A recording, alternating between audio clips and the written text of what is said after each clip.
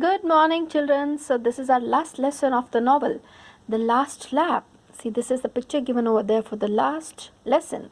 So here is Oda, Mr. Fogg is there, Passport out, and this is a sledge. This is a sledge with a sail. So let's start reading the lesson and let's try to find out what is given over there in the last lesson.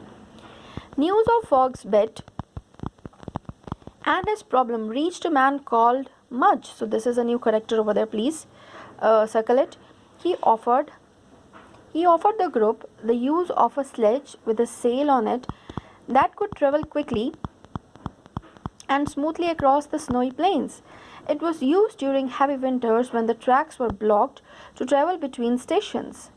So Mudge, Fogg, Fix, Passepartout, and Oda set off on the strange vehicle in the freezing cold on the 200-mile journey to Omaha. Okay, wrapped in the fur coats they had brought with them from San Francisco, they sailed across the great carpet of snow. Just imagine. Even traveling at 40 miles an hour, they were often chased by wolves. But Passepartout was ready to shoot if any of them came too close. So Passepartout was ready on his duty. Cold, wet, and hungry, they finally reached Omaha. Omaha 5 hours later, just in time for their train to New York. So they reached over there in time because they were supposed to take the train to New York.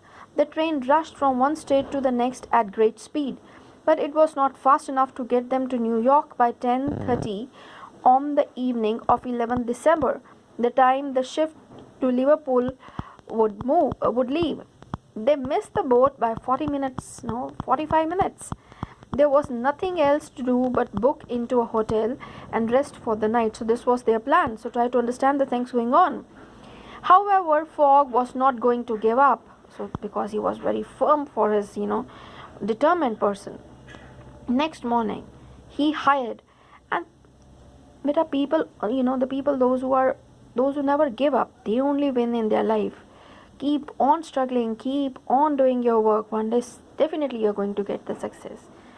Next morning, he hired a little boat, the Henrietta, owned by a man called Andrew Speedy. Now, this one more character. So, Fogg was not going to give up. So, next morning, what he did, he had a little boat called Henrietta, and the owner was Andrew Speedy. He agreed to pay him £2,000 for each person to travel on the boat, but Speedy would take them only as far as France. So Fogg agreed that they set off immediately, and Fogg agreed for this because he was just planning to reach there, in time. And they set off immediately. They had only 9 days left to be there. You imagine, for the bet, the date, they have already decided that which date they were supposed to be there. Again, they met with bad luck. Now, what happened? The Henrietta was caught in a strong wind. Fogg realized they were not going to make it to England by 21st December and thought of a plan. Now, again, he wanted to find out some other things. He knew Captain Speedy would not travel to England and refused to travel any faster, no matter how much money Fogg offered. Now, he knew all these things. So when the captain went to sleep in his cabin, because captain was not going to agree for all these things, so he knew, he here means Mr. Fogg, he knew that Captain Speedy would not travel to England, and he's going to refuse even to travel any faster, no matter how much money now Fogg is going to offer. Now see what Fogg is going to do. So when the captain went to sleep in his cabin, Fogg quietly followed him, locked him up, and gathered the crew, the people over the member working over there. I know that Captain Speedy is not paying you much money and is treating you badly. I have also heard that most of you will change ship in France. This is an emergency, so here is my offer. Now again, one offer. He knew the things over there going on among the crew, among the people over there working. Help me take the ship to Liverpool by 21st December and you will be paid generously. Means you are going to pay accordingly if you are going to take them all by 21st December. Where? To Liverpool. No harm will come to your captain, and I will pay him a handsome fee when we are there. And even he promised that I'm not going to harm captain, even I'm going to pay him double the fees, or I'm going to give handsome, good amount of money. It did not take the crew a long time to accept the offer. Yes, they hurriedly accepted that offer. Soon 4 men rushed to Speedy's cabin and tied him to his bed. Fogg looked at him calmly, very cool. Unfortunately, I'm in a great hurry to get to Liverpool. I apologize for what I'm doing, and I promise to pay you well when we arrive. Even he told that I really apologize. I feel very sorry the way we are treating you, but I promise you I'm going to pay when we are going to reach over there. I'm going to, pay you good amount of money. Screaming and shouting, Speedy was left in the cabin while everyone else raced on deck, and everyone was there on the deck to fulfill those things which Mr. Fogg told.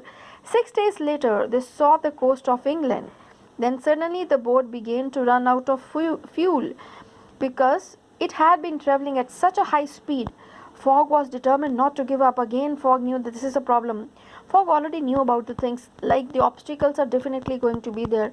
Only your firm belief and your positivity is only going to make it out. So he was determined not to give up. I'm sorry, everyone, for what I'm about to do, but I promise to pay for everything later. Break up any kind of wood you can find. We need it for fuel. By 11:40 on the morning on 21st December, they arrived in Liverpool harbour. Fogg untied Speedy, who was screaming like a madman. Pirate, thief, he started shouting using these words to Mr. Fogg. So here is £12,000 for the trip and everything we have damaged. Now this much amount he paid.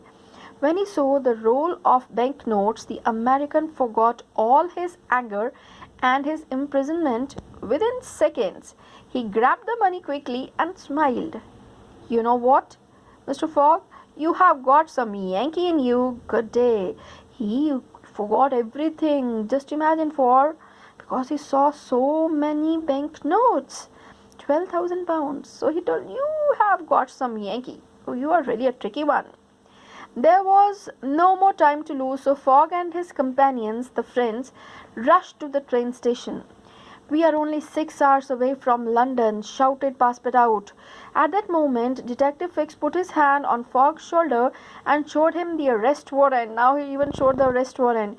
Are you really Phileas Fogg? Yes, I am. So I arrest you in the Queen's name. He put handcuffs on Fogg and led him away to the nearest police station. Now, Fogg was locked in the prison cell. Oda and Passepartout sat outside sadly. They felt sure that the bet was now lost because, he got the arrest warrant. He took him to the police station and he was locked there in the prison cell. The picture is given over there. Let's see that picture. I think, yes, see here, Mr. Fogg is there in the prison cell. Oda is looking from the window over there. Okay. So they all almost know Oda and Passepartout said outside they felt sure now they are going to lose the battle.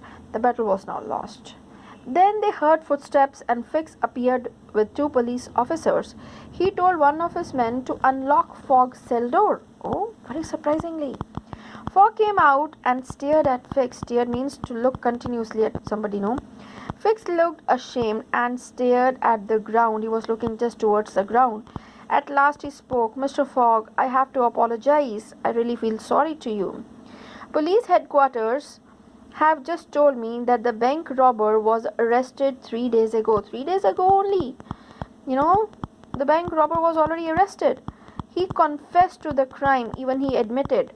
Confessed means admitted that he only did that crime and will appear in the court tomorrow morning. I'm really very sorry. Now Fix said that I'm really sorry for the things over there. There was silence for a moment. The 3 friends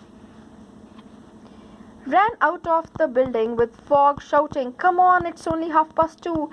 We might still make it. And Fogg again with positivity told, we can do it, come on. The express train for London was gone. Again Fogg would not give up hope. He hired another smaller train and promised the engineer an extra £6,000 if he could get them to London on time.